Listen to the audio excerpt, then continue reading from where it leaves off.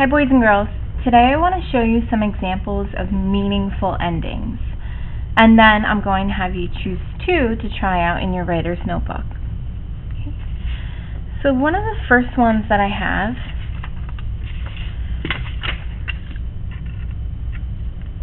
is ending with a moral or a lesson learned. So here's my example with my own piece. It could have been a very relaxing day for me if my parents just listened to my concerns in the first place. After such a torturous day, I think they realized that they should have considered the situation through my eyes rather than trying to help me conquer my fear that wasn't going to go away anytime soon. Maybe someday I will ride a horse again, but not anytime soon, not after that experience. I promised my parents that even though the past experience were not pleasant, I would try and keep an open mind and be willing to try horseback riding again someday. Although it was hard to see the good in that day, and I was happy to be back at the resort relaxing before we headed to the airport, I wouldn't have wanted to experience the horrible horseback riding excursion with anyone other than my parents. Okay? Another example of a way to create a meaningful ending is to make a decision. After that experience, I have decided that I will never again let my parents try to talk me into something that I am adamant on not doing. I know they say it's important to conquer your fears, but it's also necessary sometimes to listen to your gut instinct. This, my friends, was one of those times I should have said to my parents that I was going to relax back at the hotel pool instead of joining them on the final excursion for the trip. I also think that my parents learned that they should have skipped out on this last experience as well. After all, my mom had to go get 2 shots as well since she got all bit up too. Next time when we go on a family vacation, we're going to try kayaking instead. Another way to try out is to reflect or create a circular ending.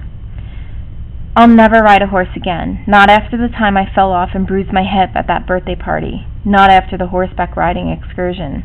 Never again will I ride a horse. Well, maybe I shouldn't say ever. After all, the last time I said that, I ended up on a horse in the Dominican Republic, miserable and frustrated. I have to say, though, at least the next time I go on a family vacation, I know that my parents will not be reserving any horseback riding excursions anytime soon. I will do everything it takes to never go near a horse again. And then my last example of a meaningful ending is hopes and wishes. I wish I didn't have such horrible experiences with horses. I do truly think that they are amazing animals. When I was 5 years old, I even asked for a horse for Christmas. But after this latest experience and the one before that, I don't think I'll really go near one for a while. Someday, maybe, one day, I will try and ride again, but it won't be happening in the near future. If my parents didn't subject me to this horseback riding excursion, then my mindset might be a little bit different than it is now. Nonetheless, I hope my feelings will change eventually, and I will one day have a more pleasant experience riding a horse. Okay? So, those are 4 different ways that you can create meaningful endings. Okay? Moral or lesson learned, reflective or circular, hopes or wishes, and decision making. And as you can see or hear after I read all of my meaningful endings, they are similar in a way. They have obviously the same information, but it's just given out differently. So what I want you to do tonight is I want you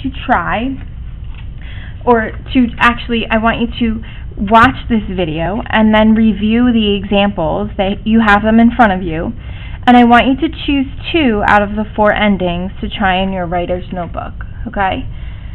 I want you to title it Meaningful Ending and obviously date it, and then try and create your example. You're going to complete it in the lessons section of your notebook, and we will review these the next day in class, and maybe even have a classmate vote on which one is the best to use.